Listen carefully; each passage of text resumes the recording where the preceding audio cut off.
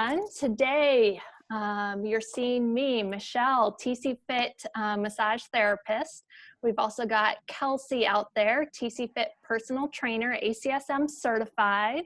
And we're also seeing Matt, physical therapist and ergonomic specialist. I think I'm seeing some of the names on here. We recognize most of you, but really the goal of these sessions is to open it up to the questions and issues that you guys may be having while you're working at home and looking at our common aches and pains. So Michelle, with the whole purpose of this too, I just want to be clear that if you guys have aches and pains, that are associated with working from home, that's great. But if there's other things to discuss too, we're open to that. We're trying to keep these informal, informative, and just create an open dialogue with everybody. So.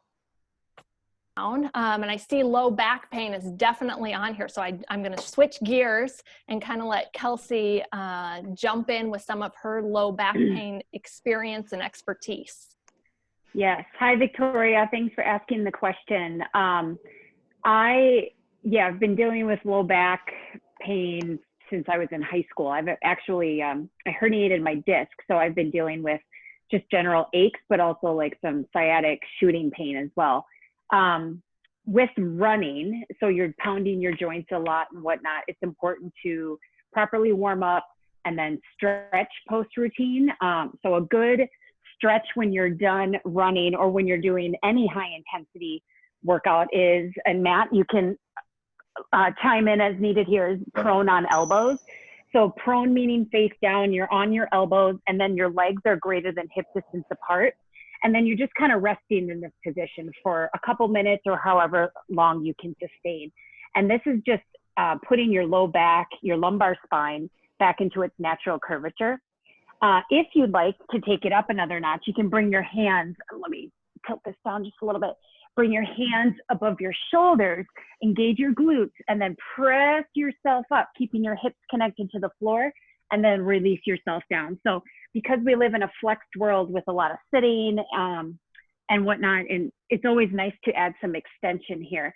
And you might, I'm kind of warm because I've been moving around a little bit, but you might not be able to get as high right off the bat, but that's a great stretch to do at the end of your routine to kind of ward off any of the low back pain. And then as well as strengthening your abdominal, hip, and glute area will help. So Kelsey, I think she brings up a good point. I think from an ergonomic standpoint or post-run, but just after you've been sitting and even sitting with good posture, it does deform, the ligaments and the discs in your back. Not deform in a negative way. That's not the right term, but it does change things. In short, and those of you who heard my ergonomic talks, we were designed to move. And I give you permission to do that. So I do think that getting out of the chair, even sitting with good posture and good solid ergonomics and doing that exercise that Kelsey just prescribed and just talked about, so getting onto your elbows and gradually working into that press up can be very helpful. And it's okay to have a little stiffness back there while you do it, but it should feel like a good stiffness. It should feel like that this is the right thing to do. But if it causes pain, obviously any of this stuff causes true pain, stretch discomfort and little discomfort's okay. But if it causes true pain, you should obviously stop immediately. So, but I do think that press up is key. And then was there something, I just want to touch on too about the running, if there's pain, did she say there's pain with running? I'm trying to get to I'm not technological. That her back is, go back from the gym. Her back locks up. Okay. So sometimes with running, because it's more of a ballistic activity, depending on your age and your current situation, there can be what we call a mild instability where maybe as you go along in your run, the muscles aren't doing a good job providing support. So especially the technical term is a transversus abdominis and the internal external obliques, but the corset that provides stability to your low back, if that's not engaged and doing its job, some of that times that jarring motion, especially as you fatigue through your run, can cause some irritation where it gets that locked up feeling at the end of the run. So that's something that isn't an immediate resolution, but over time, if you strengthen your core and glutes to provide a little support while you're running, that could be helpful. And not only just kicking those muscles in, but creating endurance. And Kelsey maybe have some tips with that as we move along here as to how to best do that with her Pilates training. I hope that answers that question. And you guys are pointing out something that I think we're going to touch on for multiple areas of the body, which is we have muscles that work in partnership. So when one is flexing or contracting, another is lengthening. So just because you're feeling it in the back doesn't mean that that's the only spot we're going to focus on. We want to make sure that we're strengthening as well as stretching those areas. Right. Symmetry is key. I see oh, go ahead, Kels. No, go ahead. I was going to go on to Stephanie's next question about neck and upper shoulder pain while running. Michelle, do you want to tackle that? Yeah, so I naturally have what many of you may be dealing with, which is this forward kind of turtle head, or now it's getting the term tech neck. And so I like that. Tech neck sounds better than turtle head. Yeah. So I'll show you a couple of stretches that I like for this, but thinking about what Matt said, moving is key. So being able to get up, move around during the course of your day, not getting stuck in one spot. And then also thinking about, because of this kind of forward head position, these muscles on the front side of the neck tend to get really short.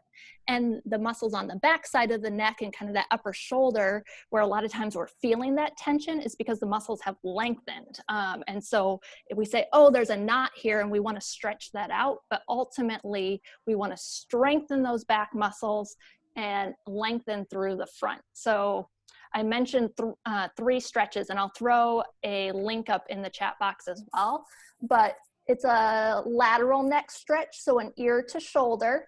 And I naturally reached overhead to try to add a little pressure, but really you can do this with just gravity doing the work. And a key to this is keeping that stretching side shoulder down and back.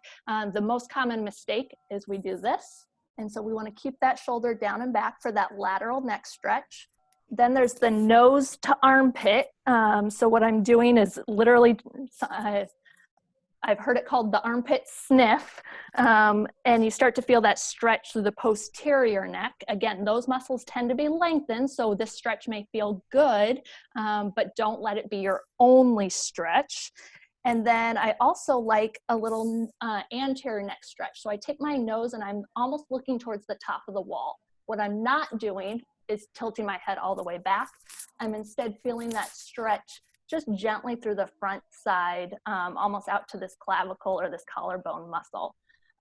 So again, I'll put a link in as a reminder to those.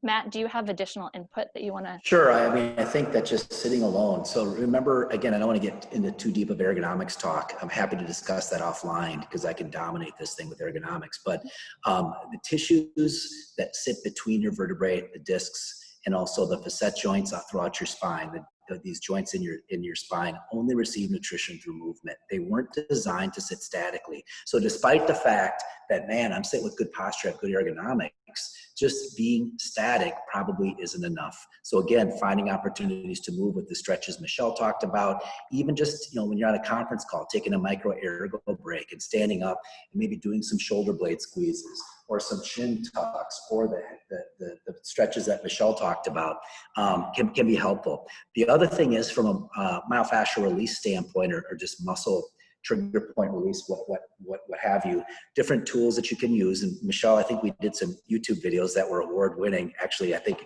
I have the least amount of views of mine, but there's stuff like a Theracane, something like this, that can come in and you can self trigger point.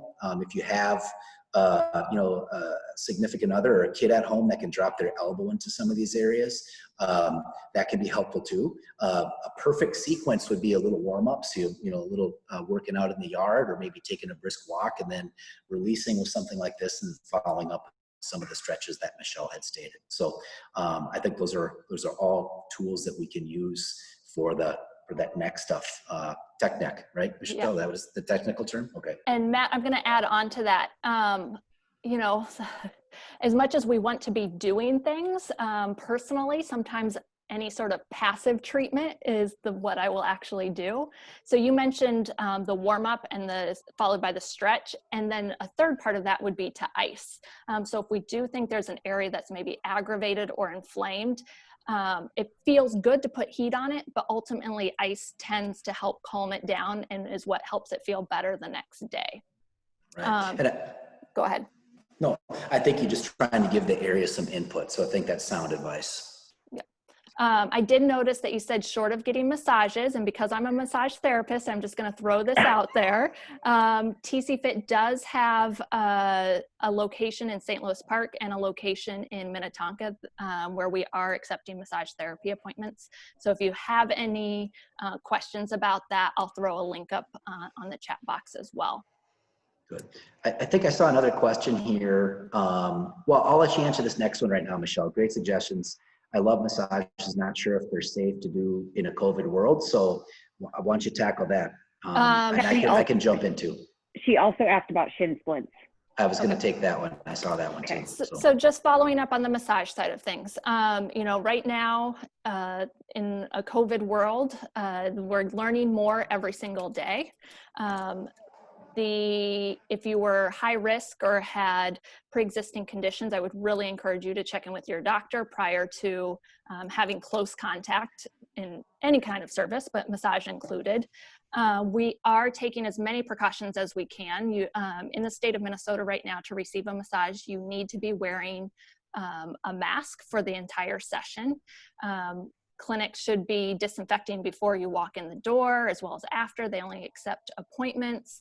In addition to those things, what can you be doing? You can make sure to help protect the therapist, are clean when you walk in the door. And I would probably take a shower as soon as you got home. So if there was any things that you had or touched or were exposed to just on your clothing, you would wash your clothes and wash your body prior to any chance of that getting on your face or being ingested. Matt, do you want to jump in because you see a lot of this with physical therapy?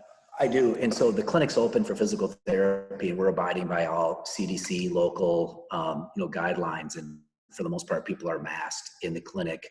And, I think that,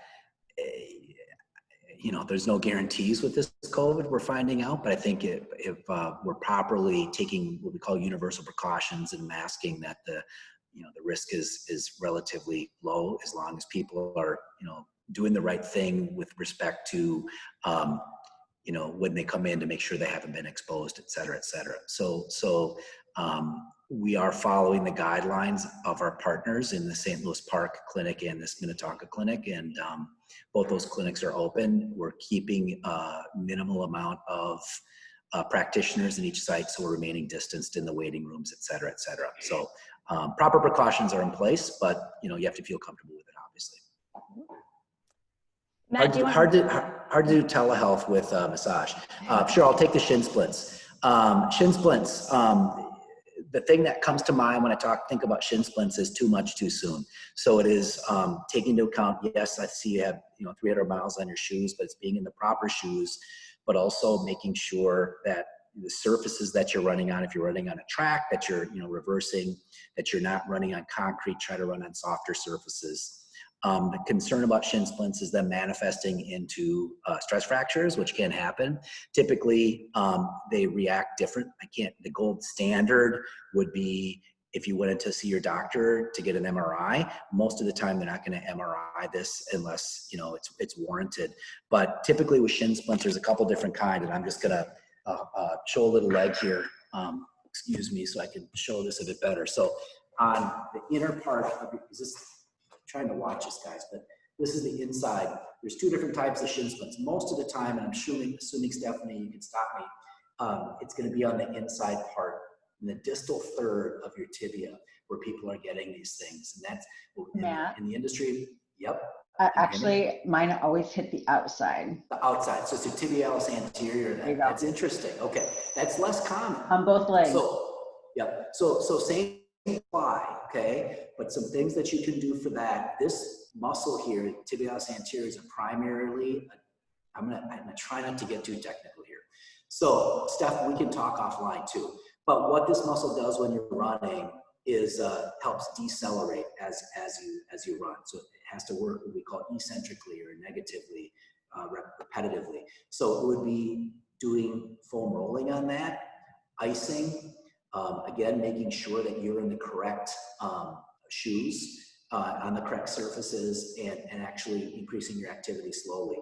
There are also some anti-inflammatory gels that you can try as well. I'm not a big fan of that myself, simply because, you know, you want to taking care of the symptom, not the issue. So has this been going on a long time, Stephanie? Yeah, pretty much throughout my entire life. Okay. Okay, so maybe, you know, maybe, so I don't dominate here with this because I can go on and on. Maybe we can talk offline, Stephanie. Okay. If you can just shoot me an email, Michelle will put my email up and you can shoot me an email with a time that maybe we can connect via phone. Sounds great. Thank you. All right. And Matt, just to come, you know, while we all are very youthful, I can speak for myself and the aches and pains that seem to be more prominent as I age. And so sometimes proactively, I would ice that area after a long run or when I would start to increase my workout load, knowing that there's going to be some inflammation in that tissue. So. Right. Yeah. And there's some other things to consider as well, some differential diagnoses, but like I said, we can take that offline. But shin splints are common. Usually for the most part, just for the rest of the group, it's too much too soon when it comes to activities, typically at harder surfaces and with mostly running or more ballistic, jumpy, plyometric type stuff. Sure. There's a question here about using tennis balls under the low back. In general, I would be cautious on that low back area, but through kind of the glutes, I think it's a great idea. I am going to post a link for some myofascial release techniques and then let Kelsey and Matt jump in on that specific question. Tennis balls on the lower back to loosen things up. Go ahead, Kelsey. Okay. Yeah, I would also beware. It doesn't necessarily feel good for me when I've done it. I will do a foam roller on my low back. So I'll do that and then kind of roll up and down and support my head, and I'll even get my upper back as well, and that feels okay. But I think a lacrosse ball or a tennis ball might be too much for that particular area. But I second what Michelle said, is anything you can do in your hip and glute area, glute med, your IT band, either rolling or doing a lacrosse ball or a tennis ball in that area will help loosen things up and might help, you know, just overall around your core there. Yeah, and I think if you're like up against a wall, like you're back to the wall and you're staying off of bony prominences, so off in the gutters, we call the paraspinals along, you're probably able to control. But laying on a tennis ball on your low back, just putting the torque through the vertebrae, I think might be, I agree, it might be a little too much. So. Mm-hmm. And maybe Matt, you can talk to a little bit, you know, we feel this low back discomfort, but it might also be initiated from the quadriceps, and we would want to use that foam roller or some myofascial release on the front side of the legs. Sure, yeah. If you have tightness in your quadriceps, sometimes it can kind of draw our hips forward into more of what we call an anterior tilt, and a little more curvature in your back, and alter the biomechanics in your low back, especially the deep hip flexors. The psoas muscle has a direct attachment to the lumbar, to the lower back, the lumbar spine. So indeed, stretching the hip flexors and your quads out can sometimes to help some of those low back issues. Depending on the situation. Backs are complicated, you guys. I used to struggle working in a clinic, but also even when we were working at General Mills, that people wanted, hey, we need some back pain exercises. And I would always say, well, what's going on? So all of this is, you know, these things should feel good. Again, discomfort or stretch discomfort or exercise discomfort's okay. But if these things hurt, you should, you know, reach out and get some further clarification or examination. So. Yeah. And also what really helped me when I injured my back is Pilates. That's when I got into Pilates, mat work and reformer work as well. But like Matt had said earlier, hitting your deeper muscles, your transversus abdominis, your internal, external obliques, instead of just doing a million crunches or whatnot, you really activate your deeper muscles with your breath work. And so Pilates really helps with that. Shameless plug, for the month of July, we have a couple classes of Power Pilates with Kendall online, or there's a bunch on our YouTube page as well. We're also offering on Tuesdays a core conditioning class. And so when you think Pilates and core, think posture type muscles, you know, we're working your entire torso. So we're working your back, your hips, your glutes, your abdominals, anything that's connected to your torso here. So that would be a really good way to kind of introduce yourself into that strengthening work. And Kelsey, a shameless plug too. I tell most of people to do Pilates effectively, they might be able to work one-on-one with somebody first before they get those concepts down. So we do have, you know, one-on-one personal training available. But to just second that, I do think what the Pilates does is works on also the muscle firing patterns throughout your low abs and your glutes to properly support your back. The only thing that's supporting the back are those muscles, and when they work in concert together, you'll make yourself a little bit more bulletproof. Kelsey, with your situation, since you've been doing Pilates, because you've had this back injury since you were in high school, did you notice that your incidences, frequency, and intensity of when you do get back pain hasn't prevented it entirely? We know that. No. But your recovery and your tolerance are improved, right? Yes, my recovery has been better now, you know, with gardening and pulling weeds and dealing with kids on the floor, like sitting like this, like I'm doing right now. I do, you know, tend to feel it, but it'll always help if I get down on that prone position and then do some press ups or just rest there. But yes, like my flare ups have been decreased dramatically. So yes, they still happen. I'm still a human being, but it's improved. So. Right. I like that. I'm still a human being. I am. Yep. So we are quickly approaching the 25-minute mark, but I want to make sure we're still opening this up for questions. So don't hesitate to pop your questions in the chat box or unmute here, and we'll post this recording online as well if for any reason you need to move out to your next meeting. Matt, do you have any other areas or common spots that you want to talk about today? Well, I do think that with respect to working from home, I'm just going to plug the ergonomics again, I think, and again, most of ergonomics, and we can pop those OPLs up too, Michelle. Do you have those handy? But I do think, I keep telling people this, even if people think that ergonomics is a fancy workstation and sit stand and monitors and special, you know, $1,000 chairs, which sometimes those things can help, but most of ergonomics comes from what's happening between the ears, and also, you know, keeping a good position of posture and working on these things that Michelle and Kelsey, I'm pointing at you guys, you're that way on my screen, working on those things, but also, again, I can't emphasize enough finding opportunities to move, to open those nutrient pathways that are running through your discs and your joint surfaces throughout your body. And that all goes hand in hand in a certain level of fitness, and giving yourself a break and time to get away from your screen, I think is helpful as well, not only for your body, but for your mind. So industrial hygienists are individuals that study work, and the research behind this says that the little micro break actually makes you more productive. And I know that's hard to do when you're on a deadline or you've got meetings back to back, but getting away from your computer screen is good for your mind and body. And I know that Michelle and Kelsey both back me when we say we give you permission to do that as much as you need to, because it will help you both physically and mentally. And, you know, according to the research in these industrial hygienists in these, you know, industrial work journals, that it will make you more productive as well. Yep.